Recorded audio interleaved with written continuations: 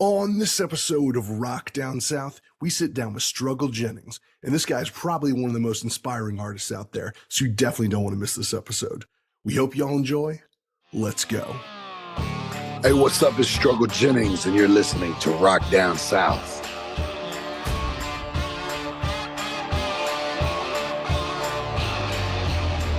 Welcome to another exciting episode of Rock Down South, your home for rock and country music. Today, we have the pleasure of speaking with the one, the only Struggle Jennings. And this is a monster of an episode, guys. Struggle is absolutely killing it out there in his career right now. And he's got a personal story that easily could be made into a Hollywood movie. Needless to say, we were pretty excited to speak to Struggle. We talk a bit about his background growing up, some of the life lessons he's learned along the way. And of course, we talk about the new singles he has out right now. Not one, not two, but all three of them. Outta Love featuring Caitlynn Curtis, Alligator Boots featuring Yelawolf, and Hard to Hate featuring Jelly Roll. So without further ado, here's the show. What's up, Struggle? How you doing today, man? I'm good, brother. How about you? Man, I am doing great, staying busy. Thank you so much for jumping on, man. I'm really excited about this one. Oh, man, thanks for having me. It's an honor. Yeah, man. So we're going to jump right into this. And, Let's go. One of the things I like about you as an artist is you sing and preach about faith, family, and freedom. And you don't do it in a real granola way that most people would think about it. You talk about things from experience. Yeah, man. I like to reach people in the trenches where they need to hear it, where they need to have something to hold on to and gravitate towards in a positive place. Be that guy that can say, hey, look, it's possible. I did it. This is the life I'm living. This is where I came from. Like, not sugar-coated. I'm going to give it to you raw. I'm going to give it to you real. If you've been through it or you're going through it, you're going to feel it in your soul. And then I'm going to turn around and tell you, hey, man, you can overcome that. You can get up out of it, Yeah, I love that. Love that. It's very inspirational music. And, it's a testament to your history, which, if you haven't listened to any interviews as an audience about Struggle Jennings, definitely go do it because he's got many that are like over an hour, hour and a half, even like couple hours that really go into the history about all this stuff. And as much as I'd like to rehash that, we don't have 2 hours to to talk about all of it, but it's impressive. Yeah, man, it's been a wild ride, and I'm living now, blessed and surviving off gratitude. And it's originally from Nashville. Born and raised. That's awesome. And I know, what was it like growing up and living in kind of maybe two separate worlds? You had the music side with Waylon Jennings as your grandfather, and then I know you lived in poverty for a little while, and then you got into crime and everything like that. What was it kind of like having feet in both worlds or maybe knowing people on both sides? Yeah, I tell people all the time that I was born straddling the tracks. My mom, bless her soul, she's an incredible woman, very stubborn and wanted to show that I hate to call her stubborn, but wanted to show everybody that she could do it on her own. She didn't need handouts. She didn't need Waylon's money, And my father is from the west side of Nashville, and my whole father's side of the family, and they were all, raised in poverty. And so, I would get to go over to Waylon's house on the weekends and spend time with Shooter, and then I'd go back to my neighborhood. And when I was at Waylon's, I would see the maid and the nanny and the Cadillac and the Jaguar and the Mercedes, and go back to the west side, and the only people driving Mercedes and Cadillacs were the drug dealers and the people that were involved in that life of crime. So as much as I got that from it, I also knew that Waylon had came from nothing, and seeing what he had accomplished in life, himself coming from nothing, I always had that faith and always knew that it was possible. I was just steered in the wrong direction for a long time, wanting to get out of that poverty, but not really knowing it was possible, but not knowing how to do it from where I was standing. So I made a lot of decisions based on that. And it wasn't until, later in life that curse became the gift of never giving up and being able to persevere because I never gave up hope because I knew it was possible. That's fascinating. And when did you decide that you were going to start making music? How early in your life was that? I was writing rap songs by the time I was 11, 12. Waylon used to ask me to rap for him. Shooter had a studio already in the house when we were young that he was, learning how to work, and he fell in love with that side of it as an early teen. So, I'd go in there and think I was a rapper already. But then of course, like as you know, I had one foot in, one foot out. Music didn't pay the bills for a long time, so I stepped away from it, went back to a life of crime. Um, Started to really take it serious once I had already been indicted and was already facing a lot of charges. Recorded a bunch of songs, and then went to prison. It wasn't until I was in prison that I was finally like, you know what? No matter what, when I get out, I'm not accepting anything else. I'm going full fledged at music. Been making music for 20 years, never took it serious enough to just let it all go and dedicate my life to it and wake up every day like, this is what I'm going to do. So I'd have to say that really when I decided that I wasn't, I wasn't, I wasn't going to have a plan B. This is what I was going to do would be when I was sitting in a prison cell and knowing that I had been running from that passion and from that um, being able to let go and just say, hey, I'll sleep in a van if I have to. This is what I want to do in my life. That's incredible. And so jumping into music nowadays, let's talk about the latest single that you guys have out. Alligator Boots. I think you said you had it with Yelawolf. Yeah, yeah. So we dropped the Hard to Hate with Jelly Roll, and then back last week I just had one of those moments where I was like, man, I want to give the fans something. And a lot of this album is geared a lot more country. So I had this rap record with me and Yelawolf it's on the album Monte Carlo, and I was like, you know what? I've been sitting on this record. We shot the video. We had to pull it down because it had a 3-6 Mafia sample in it that we had to get cleared. We couldn't get it cleared, so we had to reproduce it. But so I dropped it on the fly last week. It's went viral. It's going crazy. And as every time me and Yelawolf get to do something together, it turns out fun and incredible. So Alligator Boots, it's out right now. It's going crazy. I'm That's excited. awesome. That's awesome. Yellow Wolf, a guy who worked with Shooter recently on an album, I think. They did the Sometimes Wild Rock project. That's been a long time coming. Shooter being my uncle and like my brother, and me and Yelawolf have been friends now for 15 years, and so that relationship and connection's been there for a long time. And I was so excited when they told me that they were going to do a rock album, and it did great. It got I think it's an incredible album. Yeah, I was listening to it. I like that album. And then you have the single Hard to Hate, the bigger one with Jelly Roll. Tell me about Yeah. that one. I like that song a lot. That's catchy.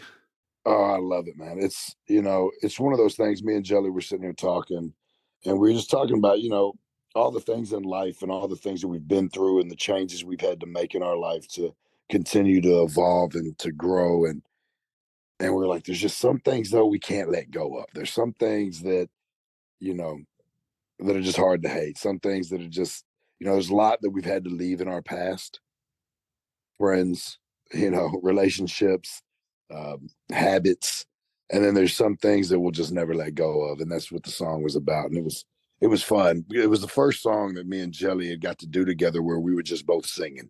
Neither one of us was rapping. We're 5 albums deep together right now, and it's always been one of us singing the hook and both of us rapping, or back and forth. And this was the first time that we just sat down. I was like, let's just write a country song. That's cool. Yeah, because I don't know if you've been taking singing lessons, but I know you've been practicing singing. I heard you on another interview talking about that, how that was a new passion of yours to try to master. Yeah, and I'm gonna have to get with a vocal coach. That's just a reality. I mean, some of the greatest singers still work with vocal coaches years into their career. but I've always had such a passion for singing. I grew up in an era where I just rapped, and I've come from a long line of incredible singers. My mother's an incredible vocalist, my grandmother, my uncle, my grandfather, So I was always kind of, not to say insecure, but it just wasn't my strong suit. I was like, I'm a rapper. But of course, behind closed doors, I've been singing my whole life and I love singing. So it's like brand new. So I feel like I've kind of conquered what I do rapping wise, as far as I know my tone, I know my delivery, I know what I'm gonna do. I know, I've got that locked in. Never have to second guess it. And so it was like starting over. It's like here's a whole new mountain to climb going in there because let me tell you something, it's completely different singing in the shower or the car and then coming in here and hitting this microphone. Like there's no there's no hiding behind that mic. So yeah, it's been an incredible journey.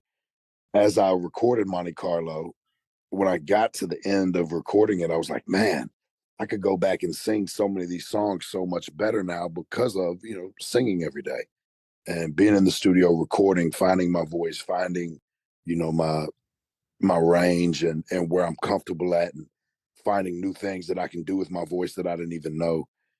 But then I was like, you know what? I'm gonna leave it the way it is because I want my fans who have been here through this journey, I want them to hear the growth, you know? So, and I'm gonna continue to do that. Give it to them as raw and real as possible and let them be a part of this journey with me. Well, I'm sure the fans appreciate that. And speaking of Jelly Roll, I know you're about to go on a massive summer tour with Jelly, playing amphitheaters, and I think you're even playing Atlanta. Yeah, for sure. Yeah, I'm on, Jelly's, of course, it's his tour, so he's on every show, but I'm the only artist that's on every show with him. And there's some heavy hitters. There's some incredible people. Yelawolf's on there. DJ Paul, Chase Rice, Ashley McBride. I think El King, Caitlynn Curtis. Just a slew of incredible artists are on the tour. I'm on every show, and dude, I'm so blessed. Like when he That sounds called me, exciting. yeah, when he called me, he's like, "Bubba, you want to go on the road?" I'm like, "Come on, man, you don't even got to ask me that, bro. Like I'm ready." And it worked out. It worked out perfect. I got picked up for every single one of them, and it's his first headlining amphitheater tour. And me and him have had a lot of firsts together. That guy slept on my couch for years, and we've went through everything that two friends can go through together, from you know uh, funerals to prison sentences. And so to be able to not only watch him reach these heights that he's reaching and get all this success that he has grinded and worked for and deserves so much. Not even do I get to sit back and be his best friend and be proud, but he's like, well, come on, let's go. Like you're going with me. So it's been amazing. And I'm so blessed to, have such a good friend and to be able to have that opportunity to hit the stage with him and share this journey. Yeah, I'm excited to catch that show. That's going to be a lot of fun. Like you said, it's a great time for Jelly Roll right now. First tour like that, doing amphitheaters. And to bring an artist like you on, just as an artist, even if you didn't know each other, there'd be the synergy there with the amount of fans that you bring, the type of fans that you bring versus the synergy there. But you guys being, really close friends, it's just, it's probably a match made in heaven. Dude, it makes it magic. It makes it magical because a lot of labels and stuff, or other artists, they try to formulate friendships and alliances, and like, dude, we've been through everything that any two men could go through as friends 10 times. So it's effortless. There's no fake in there. We're exactly who we are in front of each other and at all times. And so it's magical, man. Like, you know, best friends, and we've been through all this stuff, and to come out, make it out on the other side, and share these successes together has been definitely one of the best parts of the whole ride. So, in terms of your career, I know one of the songs that stood out to me, when I was listening to just, music and whatnot was the God We Need You Now. I think that was one of the first songs that you really kind of hit big on my radar. And I know that was probably for a lot of people as well, but what was the success of that song like for you? Oh, it was crazy. That's with an artist that I signed, Caitlynn Curtis. She's the one singing on that with me. And we released the song during some really crazy times for the country. And, there's all these people going one way or the other. And I was like, man, let's just write a song about right and wrong and talk about family, faith, hard work, what we need. And the song it did really good, right? It did really good. And we were so excited about it. It kind of had its little course. We drop another single or two. And then all of a sudden, out of nowhere, I get a phone call like, hey, man, God, We Need You Now is #1 on all genres on iTunes. And this is like 10 months later. And I'm like, what? And, it just the way that it works, the song reached a lot of people that needed an anthem. They needed something to hold on to. They needed some light in the moment of darkness. And the song went crazy. And it had like 4 or 5 cycles, with different big world issues all over the world, not just in America, but all over the world, all these different issues that were happening. People were using it as their anthem to rally and to stand up. And it was a beautiful thing, man. You have those moments where you're like, okay, what am I going to do now? But it was incredible. And it was a great, great stepping stone and pinnacle at the same time to where we're headed next. Can't wait to see where you're headed next. I know you mentioned you got an album in the works. What does that look like in terms of release date or time on that? Well, so I've got Monte Carlo, which the few singles that we've talked about, it releases May 5th. And I had bought this car, 84 Monte Carlo, and the nostalgia and the feelings that it gave me. I was like, man, I want to make an album that feels like this.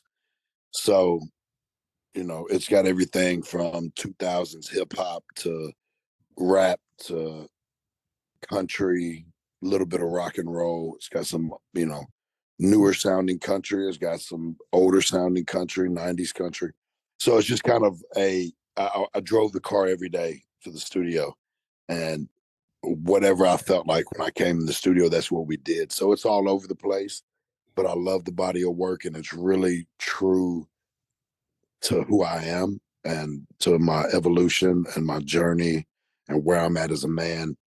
And now we're even taking it up a next notch. I've got 2 projects coming out probably this year. We're working on 2 projects right now. One is being produced by my uncle Shooter. Another one that we'll be releasing in July. And then, of course, me and Jelly Roller working on Waylon and Willie 5. So, man, we're just, we're Wow. working. It's a lot of music, man. That's awesome.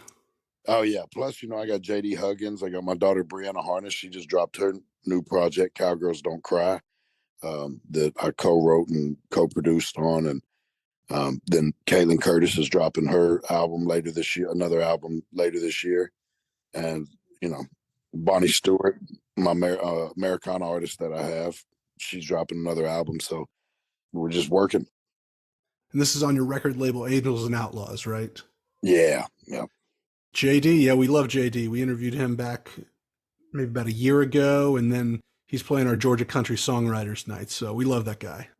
He's an amazing songwriter, but he is the real deal. And that guy really lives in a single wide with 30 chickens in the backyard. Like, He he's the real does. deal. He's Appalachian to the bone, man, and I love it. He's actually in here writing with me right now, and we're going to start working on his next project within the next couple of weeks. And I'm so excited just to see where each one of the artists go and being able to give them a little bit of my knowledge and my passion and pushing them to the next level, giving them the opportunity to chase their dreams and stay independent and, rock down south. So speaking of other people's music, what do you traditionally like to listen to, and what are you listening to lately? What are you kind of hooked on lately?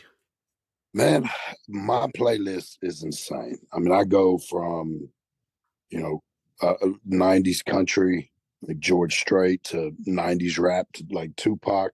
I listen to everything that's new that's out pretty much for the most part. There's a lot of stuff I don't listen to, but last 2 days I've been checking out Morgan's album he just dropped, and really liking a lot of it.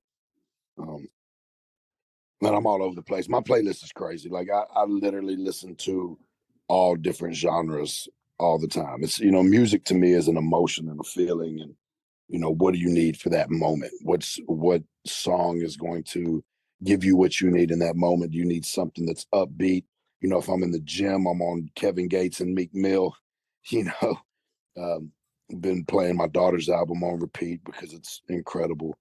Um, of course, every time Jelly drops a single, I listen to it for 3 or 4 days nonstop on repeat. So, I listen to what moves me and what I feel. So as you know, we're from Atlanta. We got the rap game down here in Atlanta.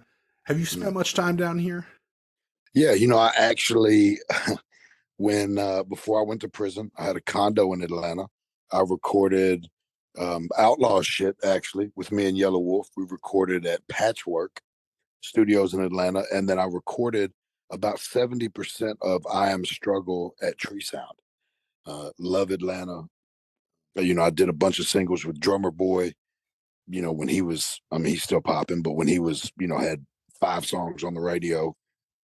So yeah, I've spent a lot of time in Atlanta, especially when I was highly geared towards rap and I was in the middle, living that crime life and caught in the streets. And so of course, my content back then was geared more towards that. And Atlanta was the mecca for that. So I was down there working with, I was down there working with Drummer Boy and a bunch of other awesome producers. And I've recorded a handful of songs at Patchwork and recorded almost one of my most famous albums, the one that actually released while I was in prison. I recorded about 70% at Tree Sound. Oh, cool. Like you mentioned, you recorded in Atlanta, Life of Crime and stuff like that. What was kind of the scariest place you've recorded in? Hopefully it wasn't Atlanta. No, it wasn't. I feel like I think it was St. Louis. And I was doing a show, and this guy asked me, he was like, "Hey, man, we come do a feature." And so I pull up to this like super trap spot. No, I take that back. It was Columbus, Ohio. And pull up to this super trap spot to record this feature for this guy. And literally, I'm fresh out of prison. I could go back at any time. I'm on state probation and federal parole. And there's like everything going on right outside of the studio. Like I'm watching drug deals go down. I'm watching cops chase a guy through a parking lot. And I was like, yeah, I'm right back where I started. Oh, that's funny. So these next questions are what we close with and ask everyone. Awesome. So first question, what would you tell your 21-year-old self? Make the best decision that you can in the moment and just never give up. I feel like I've made a lot of bad decisions in my life, especially since I was 21. And I wouldn't change a single thing because everything that I went through brought me right here to where I am right now with the testimony I have, with the ability to reach people the way that I am. And so I wouldn't change the stories. I just tell them, hey, make the best decisions you can in the moment and never give up. So I normally don't do any follow-up questions, when we do these last questions, but I definitely have to follow up with this one because I'm definitely curious, but maybe this might be a little bit on the personal side, but how do you forgive yourself as a person when you've done some bad things and not get into cycles of shame? And this goes for all of us, me, anybody, but as somebody who's done maybe a little bit more naughty things than maybe the rest, how do you Yeah, how for do you get sure. past that? You know, uh, I believe in redemption, right?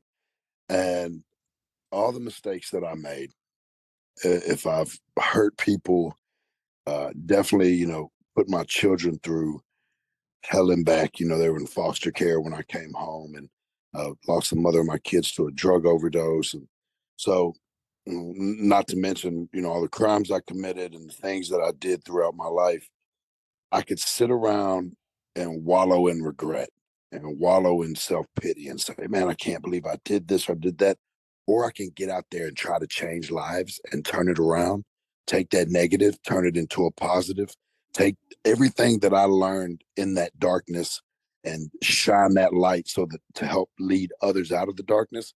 You know, if you believe in karma, man, I feel like my good karma might catch up one day, and I'm just going to keep working to try to give those blessings that I've received back, to tell my story, shed some light, you know, and that's what gives me purpose. That's what brings me that redemption, is knowing that, hey, I made a lot of bad decisions. I made a lot of mistakes, but I can help others from making the same mistakes. And if I pay all my sins off, amazing. If I don't, I'm going to give it all that I got until that time comes. Love that, man. All right, next question. A little bit more on the lighter side. What are you drinking lately? And if you don't drink alcohol, it could be anything refreshing you like to drink.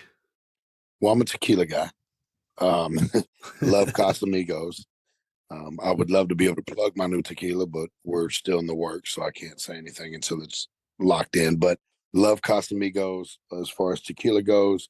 A good friend of mine, Seth Ferrochi, who owns Axe and Sledge, he is dropping his new energy drink called Just Work. He sent me a sample of them, and I'm an energy drink guy. So he sent me a sample of them, and they're amazing. So I'm really excited about that, because that's probably what I'm going to be drinking more than anything. Water, tequila, and energy drinks. Just Work drops 314, and they're fire. So I'll try some of those. Those sound good. yeah, they're good. So, as you know, this is Rock Down South. So, what is something, or maybe a couple things that come to mind, that you love about the South? Besides beautiful women and incredible music, man, the soul. You know, I love the South. I love Southern manners and morals. You know, I feel like a lot of that gets lost in the world, but especially lately and with the newer generation. But where I live, you know, you go to the store and it smiles and, hey, how's your day going? Hey, you know, random strangers, you know, just that Southern hospitality, manners, and just a camaraderie and love for one another. You know, is one thing that I feel like the South has more than any other region. And of course, incredible music and the most beautiful women. Couldn't agree with you more. Hey, thank you so much, Struggle, for being a part of the show today. Where can people find and connect with you online? Just Google Struggle Jennings. I'm on Instagram at I am Struggle. I'm at Twitter, Struggle Jennings. StruggleJennings.com is the website. Facebook is Struggle Jennings. Wherever you want to find me, I'm easy to find. Thank you so much for listening to the show today. We hope you all enjoyed this episode. I had an absolute blast speaking with Struggle. Not only is he an incredible artist with an incredible story, but he's also a great guy who's humble and inspirational to others. So glad to see he's taken his career to the next level, and I really hope to catch him on tour this summer with Jelly Roll. So make sure to go follow Struggle Jennings on all of his social media pages and check out his latest singles for Fell Outta Love featuring Caitlynn Curtis, Alligator Boots featuring Yelawolf, and Hard to Hate featuring Jelly Roll. You can find all our content at rockdownsouth.com and go make sure to follow us on Instagram, Facebook, and Twitter for the latest updates. Leave us a 5-star review if you can. We would really appreciate it. And as always, the views and opinions expressed by our guests are theirs and don't necessarily reflect our own. I'm Mark, and you've been listening to Rock Down South. See y'all next time.